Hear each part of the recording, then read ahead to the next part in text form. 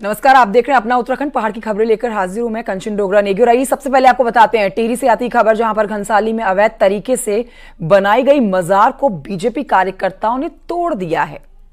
BJP कार्यकर्ताओं का कहना है कि घनसाली तिलवाड़ा रूट पर सरकारी जमीन पर अवैध रूप से मजार बनाई गई थी। घनसाली के सांकरी गांव के पास ये मजार बनाई गई थी, जिसे बीजेपी कार्यकर्ताओं ने तोड़ा है। तस्वीरें भी आपको दिखा रहे हैं, अवैध मजार जिसके ऊपर बीजेपी कार्यकर्ताओं ने ही एक्शन ले लिया।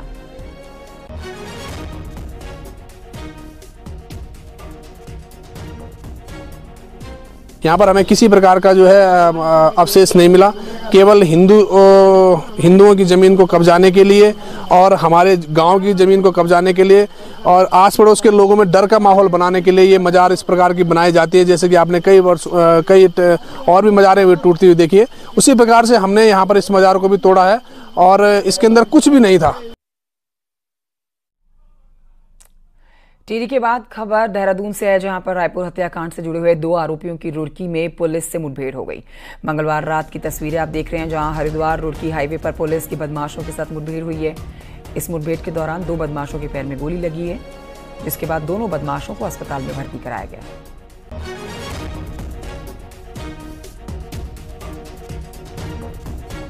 भादराबाद क्षेत्र में भादराबाद खुद उसमें चेकिंग कर रहे थे और जब ये संदिग्ध मोटरसाइकिल का आना वहाँ पर ज्ञात हुआ, इनके द्वारा रोकने का प्रयास किया गया। तो इनके द्वारा जो योगेश देव सिटी है, इसके पास में संतरसा क्षेत्र में, वहाँ पर इनको पुलिस के ऊपर फायर करके ये लोग वहाँ से फरार होने की कोशिश कर रहे थे। इस बीच पुलिस ने जवाबी कार्रवाई करते हुए 2 अभियुक्त हैं, इनके पैरों में गोली लगी है, इनको तत्काल हॉस्पिटल लाया गया है। दोनों ही अभियुक्त अभी खतरे से बाहर हैं। उद्यान घोटाले से जुड़ी हुई एक बड़ी जानकारी अब आप तक पहुंचा रहे हैं। इस मामले की जांच सीबीआई कर रही है, लेकिन इस बीच न्यूज 18 के हाथ लगी ऐसी जानकारी जिसे सुनकर आप हैरान हो जाएंगे। पूर्व उद्यान निदेशक हरमिंदर बावेजा ने न सिर्फ पेड़ पौधों से जुड़ा हुआ घोटाला किया है, बल्कि मधुमक्खी पालन पर भी उनकी काली निगाह पड़ी है। बावेजा ने मौन पालन के नाम पर ऐसे करोड़ों रुपए के घटिया बॉक्सेस खरीदे जिसे आज तक इस्तेमाल नहीं किया गया। मधुमक्खी पालन के इस्तेमाल में ये बॉक्सेस हुए ही नहीं हैं। ये बॉक्स आज भी नैनीताल जिले के जोलीकोट के प्रादेशिक मौन पालन केंद्र और मशरूम सेंटर के गोदाम में पड़े हुए हैं।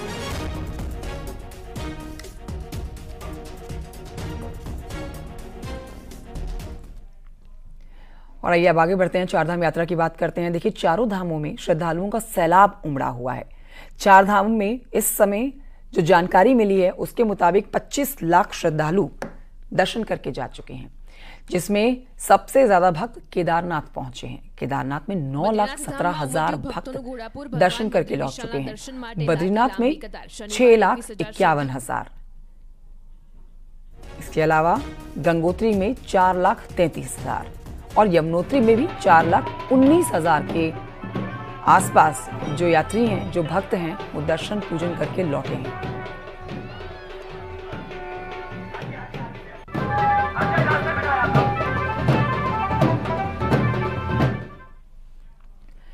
और आइए अब राजनीति की बात करते हैं। देखिए, उत्तराखंड में राजनीति अब चरम पर एक बार फिर से आ गई है। मंगलोर विधानसभा सीट पर हो रहे विधानसभा उपचुनाव के लिए उम्मीदवारों के नामांकन का दौर शुरू हो चुका है।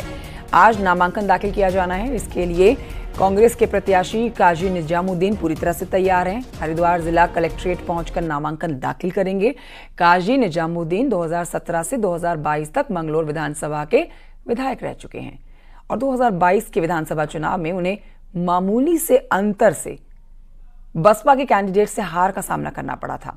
इसलिए इस बार अपनी खोई हुई जमीन को वापस पाने के लिए कांग्रेस ने इन पर फिर से भरोसा जताया, इनको टिकट दिया। नामांकन आज दाखिल करेंगे। इनके साथ कांग्रेस के प्रदेश अध्यक्ष करण माहरा, पूर्व मुख्यमंत्री हरीश रावत और कई सीनियर लीडर्स मौजूद रहेंगे।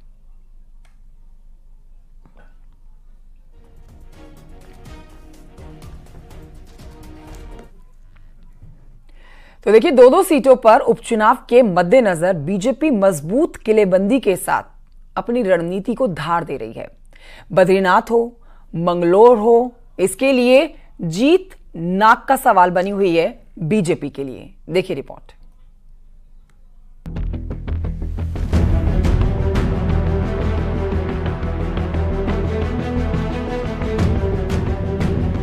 उत्तराखंड में बीजेपी की सरकार है, 5 सीटों पर सांसद भी बीजेपी के हैं। ऐसे में विधानसभा की 2 सीटों पर उपचुनाव में हर हाल में जीत बीजेपी के लिए प्रतिष्ठा का सवाल बन गई है। लिहाजा दोनों सीटों पर बीजेपी फूंक फूंक कर कदम आगे बढ़ा रही है।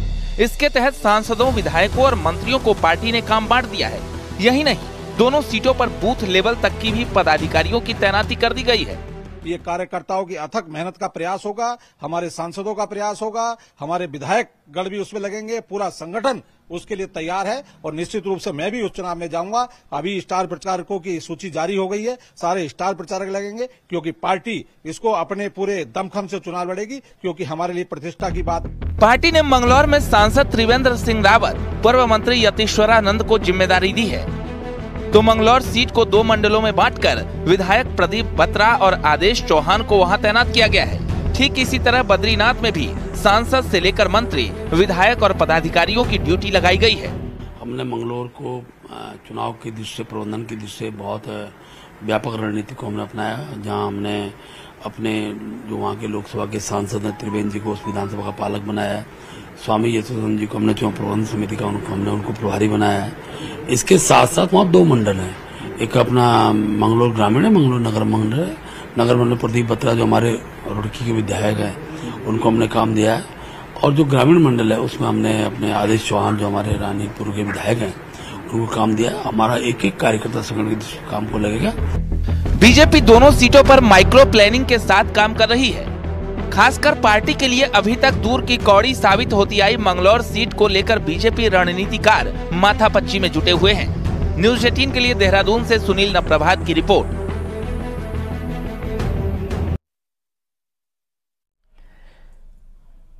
पौड़ी से खबर, जहां पर ब्लॉक दफ्तर के पास जंगल एक बार फिर से जलते हुए नजर आए हैं।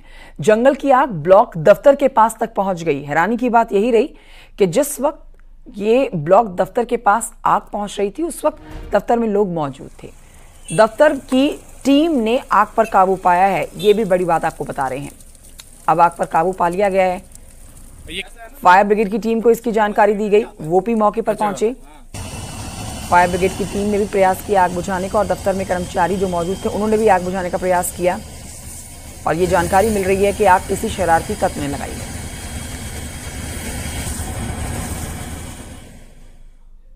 किसी शरारती तत्व ने आग लगाई है, और वो आग ब्लॉक कार्यालय तक बिल्कुल पहुंच चुकी थी। और धन्यवाद देते हैं फायर कर्मियों का, जो बेचारे इस भीषण गर्मी में और इस धुएं में भी उस आग को बुझाने के लिए आए हैं, और अब आग बुझ चुकी है और सब कुछ। खबर ऋषिकेश से है, जहां पर ऋषिकेश आईडीपीएल की बंद पड़ी हुई फैक्ट्री के पास भी जंगल जलते हुए नजर आए हैं, और धीरे धीरे ये आग फैलती चली गई। देखिए तस्वीरें आपको दिखा रहे हैं। देखते ही देखते आग विकराल होती हुई नजर आई है। फैक्ट्री के गोदाम में भीषण आग लगी है। सूचना पाते ही फायर ब्रिगेड के कर्मचारी मौके पर पहुंच जाते हैं और आग पर काबू पाया जाता है।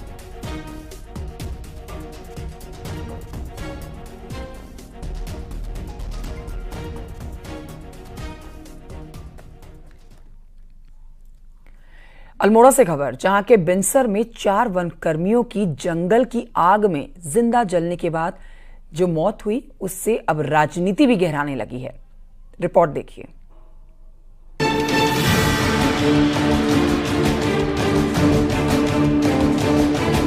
13 जून के बिनसर के जंगलों में इतनी विकराल आग लगी कि आग बुझाने गई वन विभाग की टीम के 4 लोगों की जिंदा जलकर मौत हो गई और 4 दिल्ली में अस्पताल में है। अब कांग्रेस प्रभारी मंत्री के जिले में न आने पर सवाल उठा रही है। अल्मोड़ा जिले के प्रभारी मंत्री धन सिंह रावत हैं, जिनके पास सूबे में स्वास्थ्य और शिक्षा विभाग भी है। वह 18 जनवरी से जिले के दौरे पर नहीं आए, जिस पर अब कांग्रेस सवाल उठा रही है। प्रभारी मंत्री की जिम्मेदारी थी, इतनी बड़ी घटना घट गई थी, उनको यहाँ पर आकर के चीजों का आकलन करना चाहिए था। लेकिन सबसे बड़ी दुख की बड़ी बात है, प्रभारी मंत्री भी हैं, वो राज्य के स्वास्थ्य मंत्री भी हैं। कैबिनेट मंत्री रेखा आर्या ने 17 जून को 4 दिन के बाद मृतकों और घायलों के परिजनों से मिलकर उन्हें सांत्वना दी है। जब प्रभारी मंत्री को लेकर उनसे सवाल पूछा तो उन्होंने कहा कि मैं सरकार के प्रतिनिधि के तौर पर आई हूँ, सरकार की ओर से किसी को भी आना चाहिए। देखिए, मेरे संज्ञान में नहीं है। वैसे प्रभारी मंत्री जी बहुत सक्रिय रहते हैं, लेकिन मेरे ऐसे कोई संज्ञान में नहीं है कि उनका दौरा नहीं हो पाया है। और बाकी सरकार का दौरा होना चाहिए। सरकार के अंग होने के नाते स्वयं मैं भी दौरे पे हूँ और विधानसभा के विधायक होने के नाते भी दौरे में हूँ। अपनी ओर से भी जो हो सकता है मानवीय दृष्टिकोण से उस दायित्व का निर्वहन कर रही हूँ। जंगल की आग ने अल्मोड़ा जिले में कुल 9 लोगों की जान ले ली है और कई जिंदगी और मौत की जंग अस्पताल में लड़ रहे हैं। अब सवाल उठता है कि प्रभारी मंत्री को जिले की जिम्मेदारी दी है तो वह भी आपदा के समय कम से कम जिले में आकर रेस्क्यू कर रहे टीम का मनोबल बढ़ाएं। न्यूज़ 18 के लिए अल्मोड़ा से किशन जोशी की रिपोर्ट। तो झुलसती हुई गर्मी की अब बात करेंगे। झुलसती हुई गर्मी से अब थोड़ी सी राहत मिल सकती है पहाड़वासियों को, क्योंकि मौसम विभाग के अनुसार 19, 20 और 21 जून को प्रदेश में कई जगहों पर मध्यम से तेज बारिश देखी जा सकती है, जिसका असर सीधे तौर पर गर्मी से जोड़कर आप देखेंगे कि गर्मी से राहत जरूर मिलेगी। मैदानी क्षेत्रों में भी ये असर देखने को मिलेगा। तापमान में गिरावट आने से लोगों को गर्मी से राहत मिलने की पूरी उम्मीद है।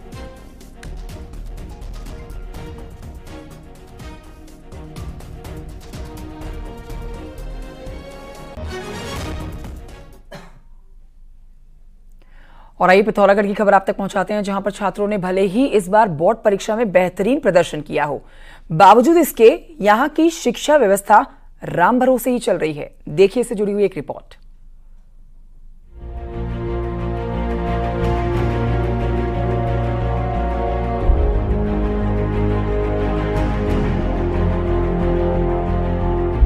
बॉर्डर जिले पिथौरागढ़ में ज्यादातर सरकारी स्कूल राम भरोसे चल रहे हैं। यहाँ स्कूलों में ना तो प्रधानाचार्य हैं और ना ही टीचर। हालात कुछ यूँ है कि 215 इंटर और हाई स्कूल में सिर्फ 10 में ही प्रिंसिपल मौजूद है, जबकि शेष 205 स्कूल प्रभारियों के हवाले हैं। कुछ ऐसा ही हाल प्रवक्ताओं का भी है। यहाँ 1058 प्रवक्ताओं की जगह 470 ही तैनात है, जबकि एलटी में भी 389 शिक्षकों के पद सालों से खाली है। वहीं बात अगर सहायक अध्यापकों की करें तो इनके भी 390 पदों पर कोई तैनाती नहीं है। हमारे 215 राजकीय हाई स्कूल और इंटरमीडिएट में 87 हाई स्कूल हैं, जिसमें 2 केवल प्रधानाचार्य कार्यरत हैं। 128 इंटरमीडिएट हैं, जिनमें केवल 8 प्रधानाचार्य कार्यरत हैं। कुल 215 के सापेक्ष 10 प्रधानाचार्य ही जनपद में कार्यरत हैं। शिक्षक और प्रिंसिपल की इतनी भारी कमी के बाद भी जिले के स्टूडेंट्स परीक्षाओं में बेहतर प्रदर्शन करते आ रहे हैं, लेकिन प्रभारियों के सहारे चल रहे इन स्कूलों की सुध किसी को नहीं है। परमानेंट प्रिंसिपल नहीं होने से जहां शिक्षा व्यवस्था पटरी से उतरी है, वहीं अन्य प्रशासनिक कार्य भी खासे प्रभावित रहते हैं। यही नहीं, शिक्षकों को प्रभारी प्रिंसिपल बनाए जाने से टीचर्स पर काम का दोहरा बोझ भी है। शिक्षा का जो पलायन है वो शिक्षा ही का कारण भी है। हर कोई अभिभावक चाहता अपने बच्चों को अच्छी शिक्षा मिले। जब प्रिंसिपल न होने के कारण जो होता है प्रभारी बना के, प्रभारी सबका आभारी रहता है। इसलिए यदि प्रिंसिपल होगा तो विद्यालय में अनुशासन होगा। शिक्षा की व्यवस्था का ये बुरा हाल दूर दराज के स्कूल में ज्यादा है, जिसका नतीजा ये है कि बेहतर एजुकेशन की चाह में स्टूडेंट्स को ना चाहते हुए भी शहरी इलाकों की ओर पलायन करना पड़ रहा है। न्यूज़ 18 के लिए पिथौरागढ़ से विजयवर्धन उप्रेती की रिपोर्ट।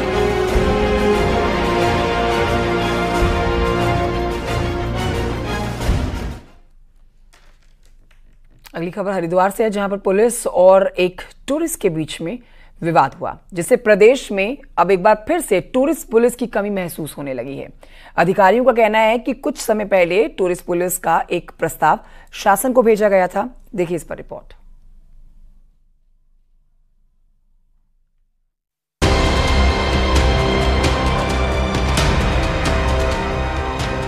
हरिद्वार में टूरिस्ट और पुलिस के बीच हुआ बवाल हो या ऋषिकेश में कैंपिंग और राफ्टिंग में हुई टूरिस्टों से मारपीट की घटना हो या चारधाम में यात्रियों के साथ की गई अभद्रता का मामला हो, ये वो घटनाएं हैं जो पुलिस के साथ प्रदेश के पर्यटन और तीर्थाटन पर भी प्रभाव डालती हैं। लेकिन इन घटनाओं से सबक लेते हुए अब पुलिस अधिकारियों को भी प्रदेश में पर्यटन पुलिस की कमी महसूस होने लगी है, जिसके लिए चारधाम यात्रा से पहले ही एक प्रस्ताव शासन को भेजा गया था। प्रस्ताव में प्रदेश में एक अलग छवि के लिए टूरिस्ट पुलिस का खाका तैयार किया गया था। बिल्कुल इस तरह से होना चाहिए। तो प्रस्ताव हमारा यहाँ भी विचाराधीन है अभी, जैसे केरल इत्यादि क्षेत्रों में, स्पेशली जहाँ टूरिस्ट बहुत ज़्यादा है वहाँ पर पर्यटक पुलिस का प्राविधान है। तो हमारे उत्तराखंड में भी होना चाहिए। इस संबंध में आप मुख्यालय स्तर में मंथन भी किया गया, तो इसका प्रस्ताव बना के, क्योंकि देर सवेर हमें आवश्यकता पड़ेगी। पर्यटन पुलिस का ढांचा केरला और गोवा जैसे राज्यों में है। यहाँ किसी भी टूरिस्ट की समस्याओं को दूर करने के लिए और सही से गाइड करने के लिए टूरिस्ट पुलिस अलग से मौजूद रहती है। वहीं प्रदेश के होटल इंडस्ट्री से जुड़े लोग भी मानते हैं कि टूरिस्ट पुलिस का इस प्रदेश में होना बेहद जरूरी है, जिससे पुलिस और पर्यटन के बीच होने वाली घटनाओं में रोक लग सके। बिल्कुल, अगर हो तो जो है देहरादून में जो है अगर वैसी पुलिस हो, कोई अरेंजमेंट करे हमारी सरकार, तो जो बहुत बेनिफिट होगा। जो जैसे टूरिस्ट को भटकने की कोई ज़रूरत नहीं पड़ेगी। जो है टूरिस्ट को ज्ञान नहीं है, टूरिस्ट को ज्ञान में मतलब जो है वे मिल जाएगा जिसको नहीं है कि कहाँ जाना है कहाँ नहीं। जो है इससे फायदा तो पहुँचेगा ही जो टूरिस्ट को। उत्तराखंड में हर सीजन में टूरिस्ट पहुँचता है तो यहाँ के लोगों की आमदनी का भी एक बड़ा साधन है। लेकिन पुलिस और पर्यटकों के बीच की झड़पों से राज्य की छवि खराब होती है और टूरिस्टों पर भी इसका असर पड़ता है। न्यूज़ 18 के लिए देहरादून से सत्येंद्र बर्थवाल की रिपोर्ट।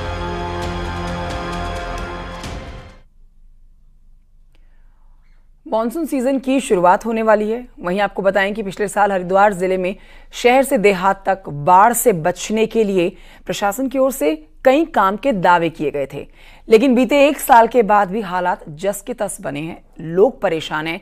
इससे जुड़ी रिपोर्ट आपको दिखाते हैं।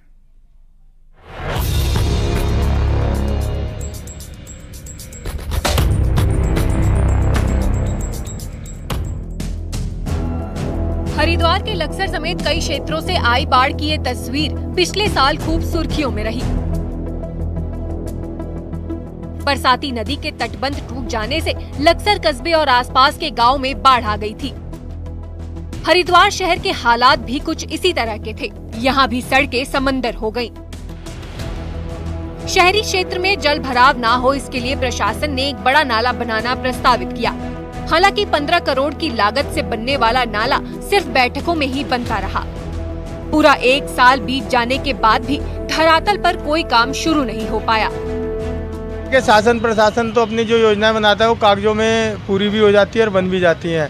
अब पता नहीं, हो सकता है आधा नाला कागजों में बन भी गया हो। अभी आप देख लीजिए, नाले इनकी सफाई नहीं हो रखी है, और जबकि मानसून सिर पे है। जिस तरह से यहाँ पे पानी भरता है और व्यापारी को सबसे ज़्यादा समस्या ये होती है कि उसका नुकसान होता है। हर साल कम से कम लाखों करोड़ों रुपए का नुकसान होता है दुकानदारों का। 50 बार इनको प्रशासन को और शासन में रिटर्न में दिया गया है, बातचीत की गई है, लेकिन उनकी तरफ से कोई समाधान नहीं मिला है। व्यापारियों को तो एक तरह से इन्होंने लावारिस छोड़ दिया है।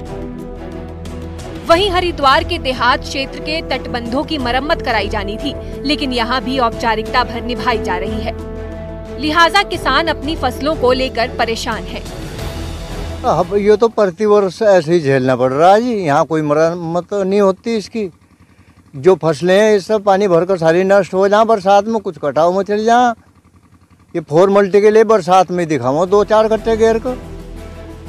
पूरे एक साल तक मरम्मत का काम शुरू नहीं हो पाया। अब मॉनसून सीजन शुरू होने वाला है और बरसात के सीजन को लेकर लोग चिंतित हैं। वहीं डीएम का कहना है कि नाला निर्माण और तटबंध मरम्मत का काम जल्द किया जाएगा।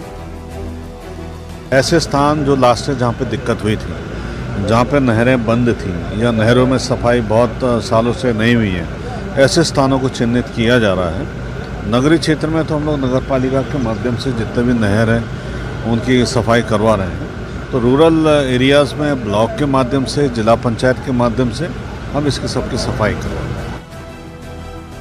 एक साल बाद भी जल भराव से निजात के लिए कोई ठोस काम नहीं हुआ, जो कई सवाल प्रशासन पर उठा रहा है। न्यूज़ 18 के लिए हरिद्वार से पुलकित शुक्ला की रिपोर्ट।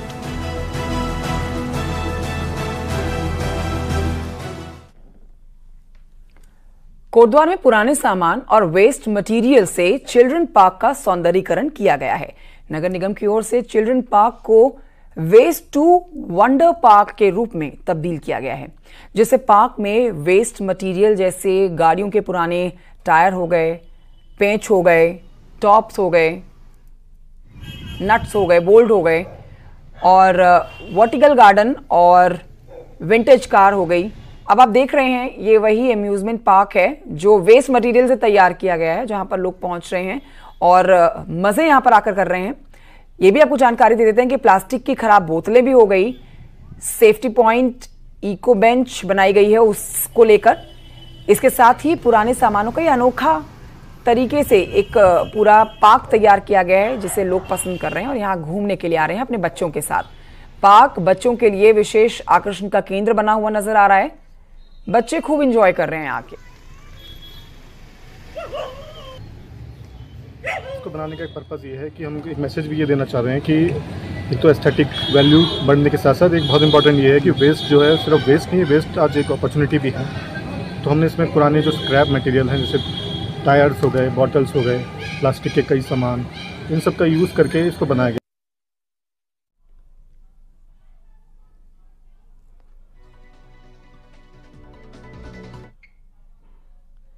अब आपको दिखा दें पहाड़ की 10 बड़ी खबरें पहाड़ टॉप 10 में।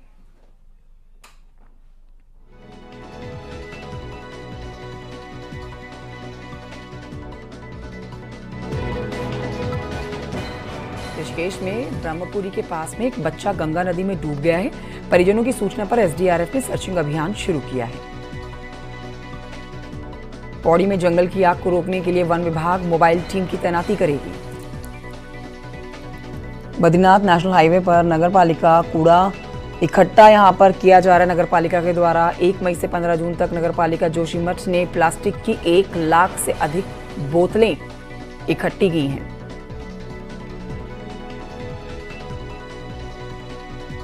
पिथौरागढ़ के गैना गांव में हो रहे अवैध खनन से ग्रामीण खासे नाराज नजर आए। नाराज ग्रामीणों ने डीएम ऑफिस पहुंचकर प्रदर्शन किया है। बागेश्वर के गरुड़ क्षेत्र में गोमती नदी में हो रहे खनन से ग्रामीण परेशान हैं। लैंसडाउन जाने वाले पर्यटकों और स्थानीय लोगों के लिए ट्रैफिक बड़ी समस्या बनता जा रहा है। कोटद्वार नगर निगम ने अधिकारियों और व्यापारियों के साथ बैठक करके पार्किंग की प्लानिंग की है। रुद्रप्रयाग जिले के तल्ला नागपुर और सोरखाल क्षेत्र में पानी का संकट गहरा गया है। लोग परेशान हैं, टैंकर पहुंच रहा है पानी के लिए। हरिद्वार में चल रहे भारतीय किसान यूनियन का चिंतन शिविर समाप्त हुआ है। शिविर में किसानों से जुड़ी हुई समस्याओं के ऊपर चर्चा हुई। बागेश्वर में भी इन दिनों गर्मी प्रचंड तरीके से पड़ रही है और पंखों की खूब बिक्री हो रही है। यहां पर अल्मोड़ा में एनसीसी की रेंज सेरेमनी कार्यक्रम का आयोजन किया गया। एनसीसी कैडेट्स ने जमकर भाग लिया और प्रस्तुति दी।